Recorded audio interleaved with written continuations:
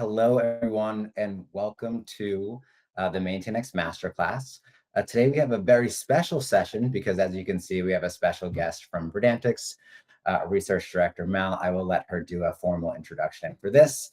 But today, we are going to be digging into some new research that was recently released on the CMMS space. And really, it's covering AI, innovation, and really what is driving category leadership, the features, the functions, the abilities, the use case it's unlocked in the CMMS space, which has been around for decades, but has been seeing an influx of new technologies being added to make it even more impactful. All right. For some housekeeping questions, which we often get, the webinar is being recorded and we will share out a copy after the fact. Likely this will be in your inbox and ready and waiting for you this afternoon. And then for questions throughout the webinar, there's going to be a Q&A panel that you can see on the right hand of your screen. Please feel free to ask questions there. You're welcome to engage in the chat as well, but the Q&A feature makes it a little easier for us to not lose any of your questions if they get buried in the chat. We're going to try to answer those questions live throughout the presentation, but for those we don't get to, we promise we'll take the questions, all questions, at the end. And for introductions, welcome all. I am Doug Roberge. I'm the Director of Product Marketing here at MaintainX. I've been at MaintainX for multiple years now, two plus. And in my past, I've spent 15 years or so, don't want to age myself too much, working in SaaS at companies like Twilio, Segment, and others, in explaining and helping our customers adopt new technologies. I started my career way back when in Forrester Research. So I'm very, I have a fond place in my heart in the research that Mal and teams like Verdantix do. And in the past 2 years, I've worked with some of our largest clients, helping them think about how they can adopt CMMS technology and apply it to their business. And without further ado, our very, very special guest, Mal, I'm going to let you introduce yourself as well. Thank you, Doug. Hi, everyone. Really glad to be here today and talk about innovation in AI and everything CMMS. So my name is Malavika Tohani. I lead the industrial tech team at Verdantix. I've been with Verdantix now for over 8 years. Before that, I used to work at another research and consulting firm. I used to lead their energy and environment team over there. But at Verdantix, really, we talk about technologies that help make industrial facilities safer, efficient, and of course, increasingly sustainable. So we look at all technologies that do that. All right, so Mal, with that, I'm going to stop sharing my screen and pass it over to you. So to give a little context on what Mal is sharing, her company, Verdantix, has produced a number of reports on the CMMS space, looking at a variety of vendors and characteristics and seeing who's kind of performing best in the ecosystem. So Mal, I'm going to pass it over to you to get started and walk us through what you're seeing in the industry, what the data and customer conversations have been telling you, and your take overall. So I'm going to hand the floor to you. Great, thank you. As I said, Verdantix, we are an independent analyst firm looking at technologies and providing granular insights into some of the biggest challenges facing firms today, whether that's around industrial technologies or preventing downtime or increasing performance, but also around environment, health, and safety, as well as sustainability. Also, smart buildings, real estate, and built environment is another area that we focus on as well. So lots of different research into tech that we provide as Verdantix. We've recently undergone a bit of a change. So our research is now composed of 31 modules covering the broad categories and themes and topic that I was just talking about. And this means that we've also bucketed it into 18 different solutions. So you can really go and mix and match and find something that really fits your needs. All right, so now let's get into the core of the webinar, which is talking about AI innovation and category leadership in CMMS. It's a bit of an agenda. So first of all, we are going to talk about trends and stuff in the if around proactive maintenance. How digital technologies are playing their part is something we'll talk about in the next section. And finally, I want to end with the Green Quadrant report. It's our flagship report that we produce where we benchmark some of the leading vendors. And in this case, we've benchmarked around 19 vendors in the CMMS space. And MaintainX came out as a leader in the Green Quadrant. So I'll talk a little bit around strengths that we saw from MaintainX. This data that I'm sharing is from our global corporate survey. It's really hot off the press because we've just literally completed it a week ago. So it's the report's not published yet, but as part of this global corporate survey, we spoke to 333 respondents across maintenance, operations, engineering, process safety, IT, and data management roles. And we asked them a bunch of questions around what are their top priorities, what are their technology preferences, what kind of budgets are we seeing being spent on different areas and different kind of initiatives across their organization over the next 12 months. And as you can see here, the first question we asked them was, to what extent are these a priority for you over the next 12 months? And certainly, I think having safer operations, it's non-negotiable, I think. So that tops the list, but certainly improving asset uptime, availability, reliability, and integrity is right at the top as well, with over half of the respondents saying it's high priority, whereas 39% saying medium priority as for these sorts of initiatives. Across the board, everything is pretty high to medium priority. There's barely any sort of low priority here, but it's really interesting that that's kind of top of mind for a lot of firms like yourselves. Um, and to drive safe and efficient operations, maintenance is a key activity that's done across the industrial facilities. And we know, and I guess you listeners know that better than anybody else, we don't see just one maintenance approach being followed at industrial facilities. It's usually a blended approach where you might have preventive maintenance, you might have predictive maintenance for certain assets, and it's all based on, of course, the criticality, the complexity, the available budgets, the maintenance strategies of a particular facility. And each approach has its own pros and cons. And this is quite nicely reflected in the data that we've collected as part of this as well. Um,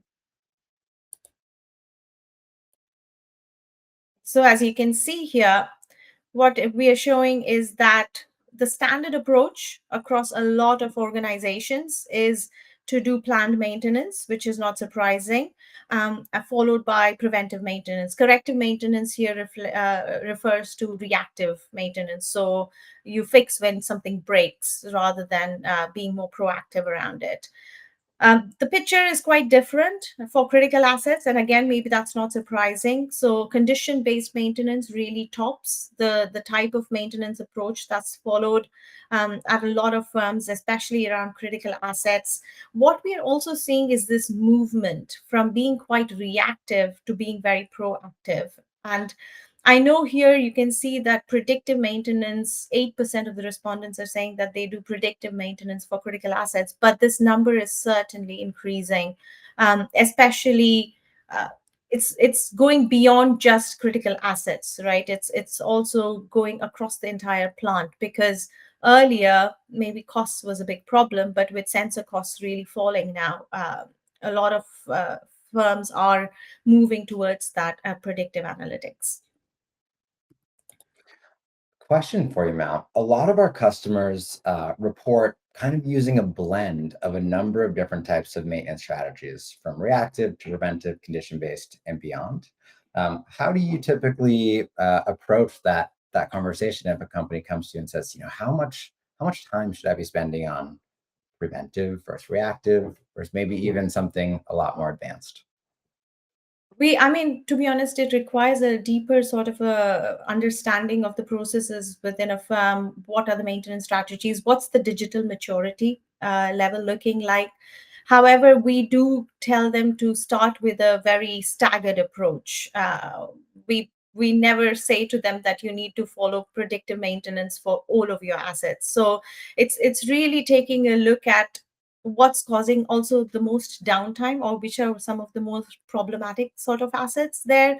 Trying to understand what's the cost associated with each of those assets, and then recommending a more of a maintenance strategy, or at least recommending vendors as well as service providers who might help them on that journey. So a lot of the times we are not there recommending the maintenance approach they should follow, but we can certainly recommend the sorts of consultants they need to be working with, or software vendors they need to be working with, who don't just go and implement software for the sake of it, but will be partners with customers throughout their entire journey. So starting with even defining the maintenance strategies that the firm must follow, and then recommending the type of technology, whether that's a CMMS system or whether that's a little bit more towards an EAM system.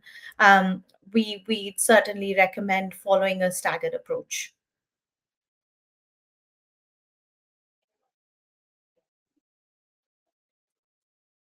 Um, any other questions, Doug, at the moment, or should I move on? No, that was great. Thank you. Perfect. All right. So let's look at digitization of asset maintenance and performance activities specifically.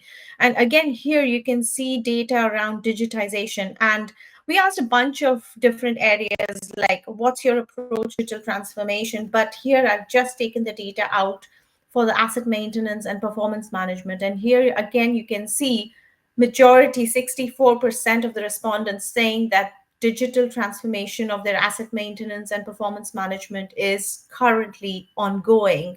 And 25%, a quarter of the respondents saying that they're going to start digital transformation over the next 12 months. Of course, this is quite a blanket sort of a data, and the extent to which they will be engaging in digital transformation will vary. But a lot of the times, it's kind of going from, say, even paper-based activities to implementing something that's very simple to use, where they can start seeing the ROI from implementing, say, a simple CMMS system with a good user interface, and then scaling it up and adding more functionality to it. This was the data I was sharing around where the firms are in terms of their digital transformation strategy, especially around the activities related to maintenance and performance. And as you can see, overwhelming majority said that digital transformation is currently ongoing, and a quarter of them said that they plan to start digital transformation in the next 12 months. And this talks about specific categories of technologies that they're planning to invest in over the next 12 months. So CMMS systems, 44%. So nearly half of them saying that they will be increasing spend on CMMS software. But again, as I was talking about, we are seeing this move from being very reactive to being quite proactive and even predictive in terms of their maintenance strategies. So on the right-hand side, we asked a bunch of questions around how are you currently managing the following activities at your firm. So as you can see, especially activities that are related more to CMMS software and even EAM software, a lot of them do have some sort of a commercial software that they're using. It's, I mean, nearly a third also use some sort of in-house software, but it's encouraging to see that a lot of these processes are already pretty much digitized, but also there is a lot of potential for ongoing digitization, which is what we saw earlier. But as you move up the value chain in a way, when you talk more about catching failures before they happen, monitoring the condition of assets, there is still a bit of a way to go, because a lot of respondents, 35%, 41%, saying they're still using some sort of in-house software. They're still using a lot of spreadsheets, and even paper and pen to kind of do the analysis and do the inspections and data that's kind of collected to arrive at those insights. However, the picture on your right also shows that there is a lot more appetite and a lot more spend that's going to happen on predictive maintenance software, on asset performance management software, which for us includes different capabilities around condition monitoring, around predictive maintenance, around asset integrity, performance optimization as well.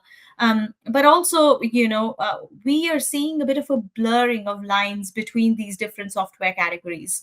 Um, and it's not always about, oh, I want to go and buy an EAM software or a CMMS software. It's like I'm having a lot of downtime, or I need to reduce my work order backlog. So it's or I want to standardize maintenance practices across my different sites. And what would be the best fit technology to achieve that sort of a goal is the approach a lot of firms take and a lot of vendors take in this space as well. But it's certainly encouraging for us to see that there is a movement from more reactive sort of strategies to proactive strategies. Great. And this talks about innovation, which was one of the key topics again today. So, as you can see, we asked about how significant do you think the impact of the following technologies will be in transforming your firm's operations over the next 2 years?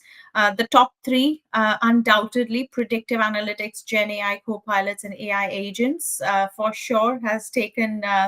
It's top of mind. And what's very interesting for us is we compared this data, so the data we collected this year with last year's survey, and the change has been tremendous. So last year, 39% of the respondents said that Gen AI co-pilots will be insignificant in transforming their firm's operations.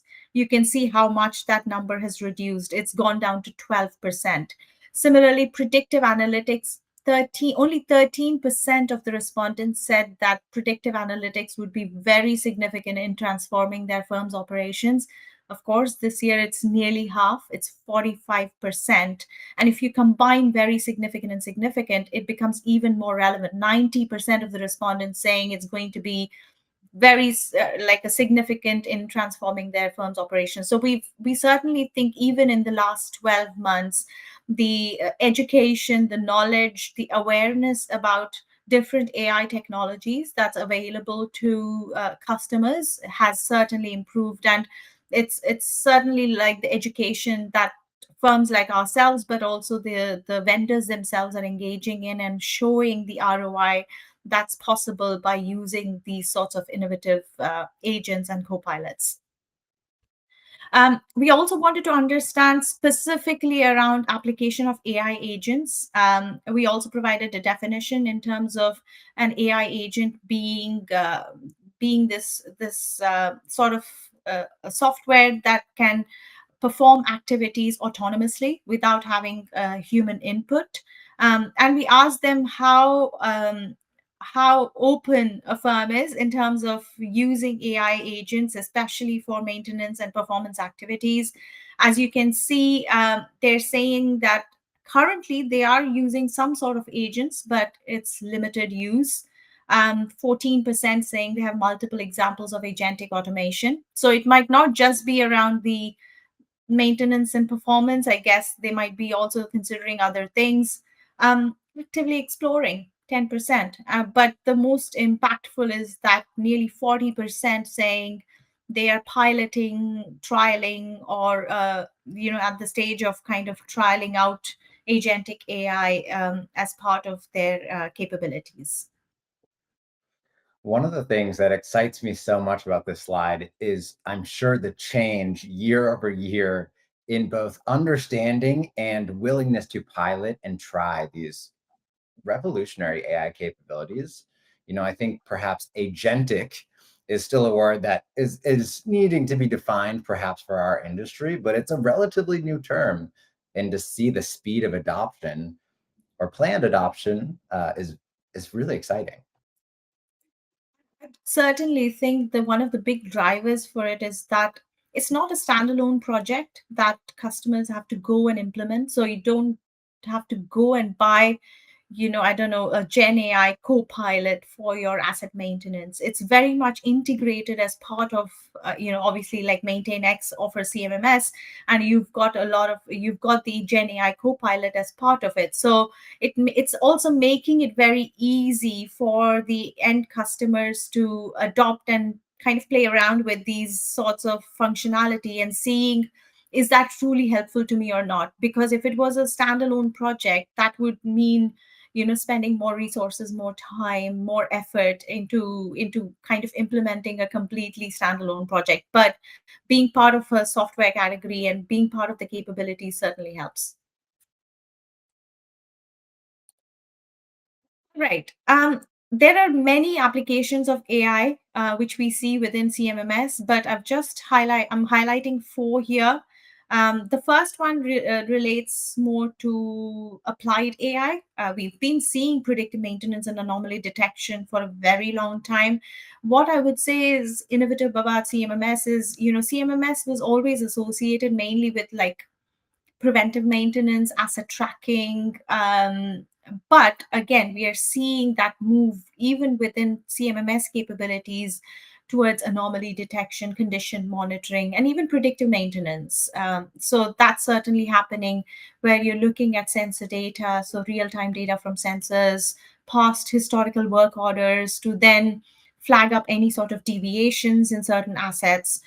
So more advanced form of analytics is being incorporated within CMMS systems.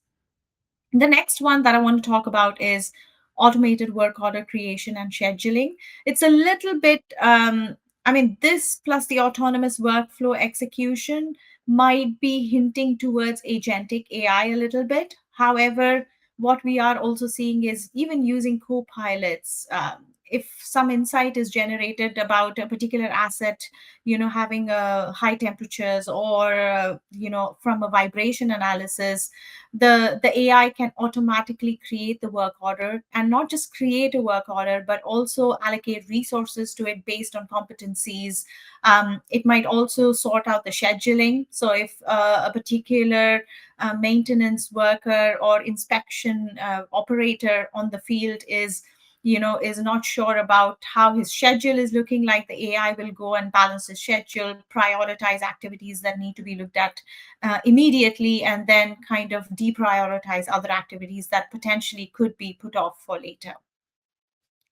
The third one's around knowledge extraction and co-pilots. And this is a really interesting one. So using natural language processing, large language models, going through tons and tons of manuals and then extracting the right sort of operating procedures.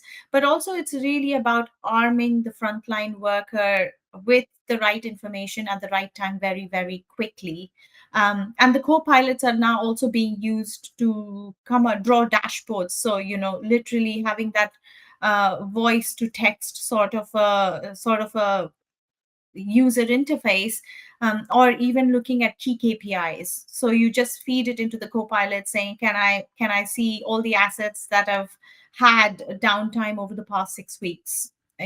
Providing those sorts of insights very, very quickly and at the fingertips is what this one is all about. And the final one's around autonomous workflow execution. So this is again, as I said, going towards more of the agentic AI side where you're kind of trying to take the human out of the loop. I have to say that we are not seeing too much of agentic AI use within industrial sort of use cases yet, but we are seeing more and more acceptance of it, especially things like taking small decisions which might not have that huge impact on safety, or where the risk component is a bit less. So things like setting the ideal operating parameters on a production line, or also recommending actions, but not just recommending actions, but going and actually doing it. If it's more of a low risk sort of a one, like go and shut the valve or something like that.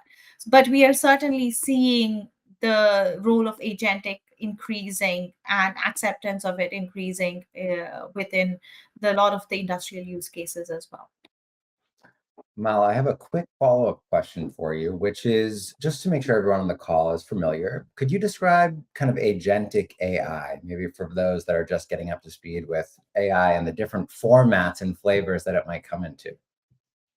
For us, we define agentic AI as AI that can take decisions on its own without having human input into it. So, really, where it's acting, where the AI is constantly learning, and as part of that learning, is starting to take actions beyond just recommending. So, actually going and doing those tasks um, without having kind of like a human in the loop to it. So that's why we are seeing not as much uptake of agentic AI yet for different industrial use cases, but but that's how we define agentic. Yes, thank you so much. Very helpful. All right, so now let's look at the green quadrant for CMMS quickly. I don't want to spend too long. So, as I said, this is our flagship methodology at Verdantix. It's like a 6-month research process. We are not pay to play. What we do as part of the process is we send out a detailed questionnaire to all the vendors who are participating in the green quadrant. We run 1.5 to 2 hour demos with each of those vendors. We also speak to customers and then we gather feedback, not just about the vendors, but we're also trying to understand, what were the challenges? Why did they look at a CMMS system? And then finally, we present the analysis. So going into a little bit more detail about how the scores are calculated and how we do the analysis. So we have two. The x-axis looks at momentum rating, which is very much around how many customers do you have, how much did your revenues grow by, what is the product strategy, how does your product roadmap look like, how much do you spend on R&D as a vendor. And then on the y-axis is what we look at in terms of capabilities, and we split it into technical and functional capabilities. So functional capabilities always have the higher sort of weightage because it's the actual application of the software. And the technical capabilities are very much around the platform integrations, user interface, user experience, and so on. Each of these capabilities are in turn also weighted, and these weightages come from our conversations with vendors, but also customer conversations, not just on the back of the GQ, but generally we speak to a lot of customers and we understand what their priorities are. We also define inclusion criteria because, as you can imagine, the landscape or the number of firms offering CMMS software are loads, and we can't possibly include each and every one in the green quadrant. For this green quadrant, we define these criteria. So we said they must have strong functionality for at least 5 of the 7 CMMS capabilities that I just showed you. They should have at least 50 employees and 3 million in revenues. Majority of the CMMS customers should be from asset intensive industries, so manufacturing, oil and gas, mining, and so on. Also, it needs to be a cloud native platform with robust mobile capabilities for all of the use cases. So as I said, finally, the green quadrant includes 19 providers. And the scoring is done on a 0 to 3 scale. So, of course, 3 is best in class, 0 is no functionality is offered, and then 2 is very robust capabilities, and 1 can be basically certain features are quite baseline. So, that might be a 1, or it might be weaker capabilities than what we're seeing majority of the vendors offer. So this is how the green quadrant looks like. As you can see, MaintainX came out right at the top. It was in amongst the top 3 vendors for 9 out of 12 capabilities. So we've combined technical and functional capabilities. It had the top technical capabilities amongst all vendors, specifically for configurability of the software, UI as well as UX, and of course, mobile functionality was truly leading amongst all vendors in this green quadrant. It also got robust scores. It also scored top scores for different functional capabilities, for resource management, for inventory management, for work order management. And really, it's about the granularity and the thoroughness and the domain expertise that MaintainX has that garnered top scores for it. So as you can see, I've highlighted here that it provides customers with a library of over 10,000 assets with predefined OEM approved maintenance plans, procedures, and parts lists out of the box. MaintainX also had best in class AI integration. And I know we've talked a lot around AI today, and that is certainly the roadmap is very healthy as well. There are lots of plans to incorporate more AI capabilities, but not for just the sake of it. Obviously, we heard from customers as well that they really appreciate and really like the capabilities that are being incorporated within the MaintainX platform. So, in terms of some of the capabilities offered, AI generated asset failure summaries, work order creation, predictive parts recommendation, some of the things that we've been talking about. Also, the co-pilot was very impressive. It helps technicians quickly interpret asset data, autofill logs, and also help with completing the activities and generating reports. So that's some of the big strengths that we noticed from MaintainX, and that's what gives it that leading position in the Green Quadrant. Well, brings me to the end of the presentation, and happy to take any questions that people have been asking. Thank you so much, Mel. That was great. I love to see the new data. I obviously appreciate you including MaintainX in this research, and the results I'm obviously very pleased with. We have got a few questions from the audience, and a few that were pre-submitted. So we'll start there. And for folks on the call, please feel free to drop more questions in the Q&A panel. We will address everything, even some of the more product ones we've seen come in. We'll hopefully address those via text, or we can follow you after the fact.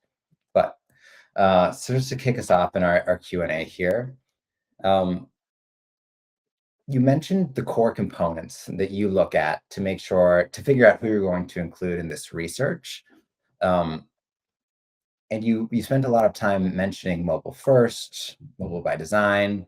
How important is this to be kind of natively included in a CMMS platform versus adding it on after the fact, or maybe retrofitting some other thing to work for mobile?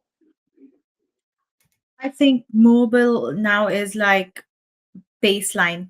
And in fact, vendor selection um, can be impacted. So customers might choose not to work with a particular provider if they don't have robust mobile capabilities.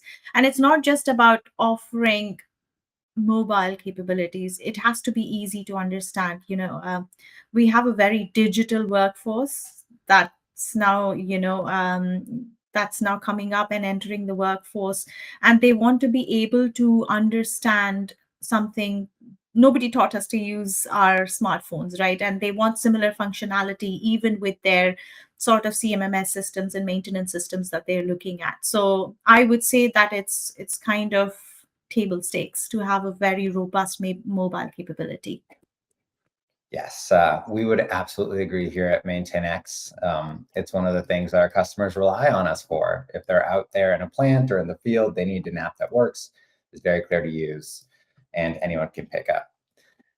So you've called out some of the big shifts you're seeing in the CMMS space, rapid or more adoption of AI, kind of progressing their maintenance maturity, moving into more condition-based maintenance as the price of sensors go down and that technology improves.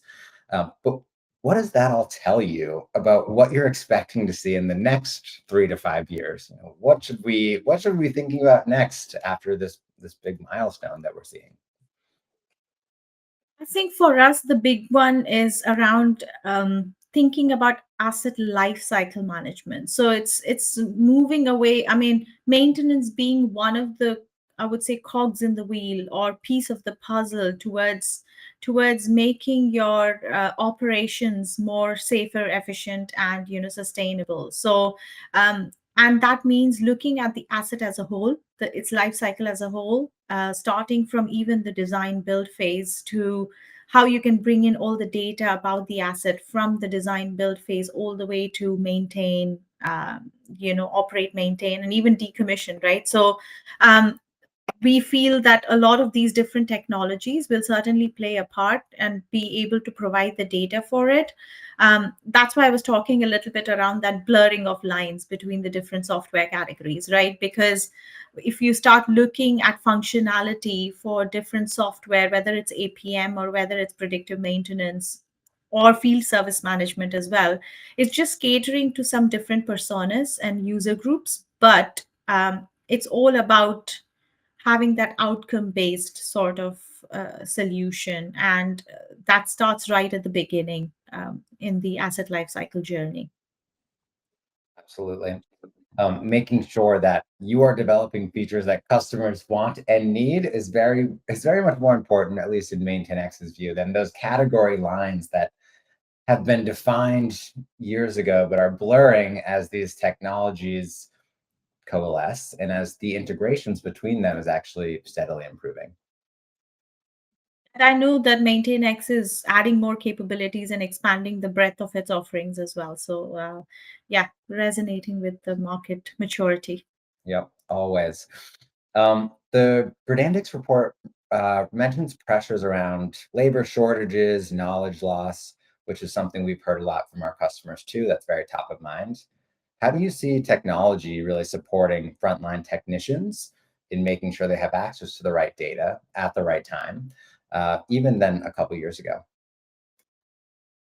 I think here this is where AI is playing a big part, and not just not just the AI that obviously has existed for a while within the industrial settings, but really Gen AI and agentic AI has a big role to play. And in terms of things like, I think I spoke a little bit around it in that innovation slide, but having things like voice to text, work order entry, chatbots for troubleshooting, kind of technicians not having to enter data manually. Some of the kind of checklists or some of the fields in a particular, say, a work order form already being filled out, certain hazards and recommendations already popping up, based on uh, how the Gen AI has gone and combed through all of the documents and the so providing context. A lot of the times when it's manual, you lose a lot of context, which is what AI and Gen AI can now bring in. um, but beyond AI, there are loads of other tools as well: augmented reality, virtual reality, training technicians in a virtual simulation environment so that they can have better first time fix rates, and they can already think about a lot of the hazards because they've done it in a virtual setting. Also augmented reality, I know the uptake of augmented reality even through mobile really increased tremendously during COVID, because you couldn't have as many people on the shop floor. So if they had to kind of liaise with a supervisor, or take a photograph and or in real time just show them what the particular area looked like, they were using a lot of the augmented reality tools as well. So there are quite a lot of technologies that are now available, helping solve that issue with labor shortages and knowledge loss.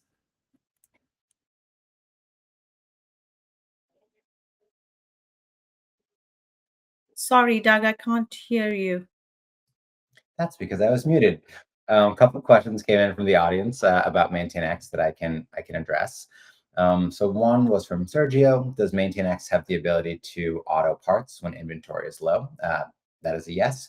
So we do have low stock alerts to make sure that you are aware of when your inventory is low, or perhaps you have parts, but they are assigned to preventive work that's happening in the next couple weeks. So knowing that you'll go below your part threshold. Um, and reading through another question. So work from a consultant here. I think the question is that sometimes the planners and supervisors don't really understand maybe the automations available in CMMS or EAM software. Like the software works well if used properly, but oftentimes maybe it's not quite fully adopted or implemented correctly.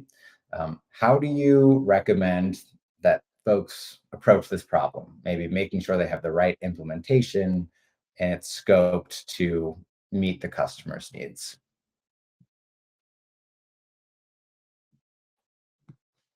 I think you're muted now. I was saying, sorry, you cut out there for a bit.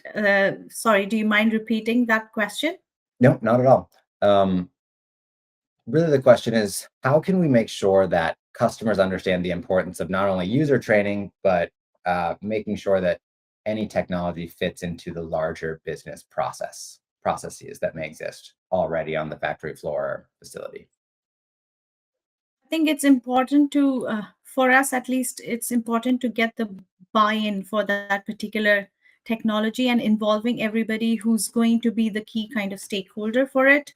Again, it's not about just using technology for the sake of using technology, but really understanding what the process looks like. Will it deliver any value? Will it make life easier? Will it deliver accuracy of insights that's required? I think so. All of those need to be taken into consideration. Yeah, we've heard that too, and we totally agree. MaintainX. We need things to be useful, not novel, especially when we are working with some really important jobs to get done. My last question for you is, if you had one piece of advice to give to a maintenance leader, operations leader, reliability leader, etc., on choosing the right CMS today, what would it be? It's a bit of a tough one because I know as part of the Green Quadrant, we also highlighted some key things that buyers should look at when they're selecting their, the CMMS software today. But I think the biggest one, and I think it's a repeat of what I just said, is involving technicians from day one. So if it's something that's just coming from top down, it's always a recipe for failure. Of course, you need buy-in from the management team, but the people who are actually using it are the frontline workers. So it's important to involve, the technicians, the supervisors in the selection process. And in fact, I have an interesting tidbit. So when we did the customer interviews, one of the firms told us that they even allowed the technician to demo the system during the RFP process. And by doing that, they were able to build a lot of enthusiasm early and also trust in the rollout, which is really important. It's, saying that we are not rolling this out because we want to take you out of the picture or reduce the workforce. That's not the idea with implementing technology, and same is with CMMS. So that I would say is the most important aspect. People aspect is the most important aspect. I love that answer, because if your frontline is not going to use the technology you implement, all that great data and benefits promised today aren't going to be a reality, because you'll just be missing out on key data and insight that is generated directly from your frontline. A couple questions coming in from the chat. From Keith: does MaintainX have the capability to create a chat bot based on a user manual, so a technician can ask and explain a failure mode? Yes, that is exactly something we can do. So MaintainX's Copilot, a Copilot that was developed by our team, actually works by scanning your equipment manuals, your work order history, and any work summaries that have been transcribed and recorded from technicians to proactively surface answers or answer questions or surface suggestions in your workflow. So for example, if you were coming up to a machine, it was shooting an error code, you could have your technician say, hey, Copilot, what's error code 5307? And it would source that information from the manual and actually link to the spot in the manual, so the technician could double check that that was actually right from the manual. So we definitely do that. There's more content that is available on our website where you can check that out.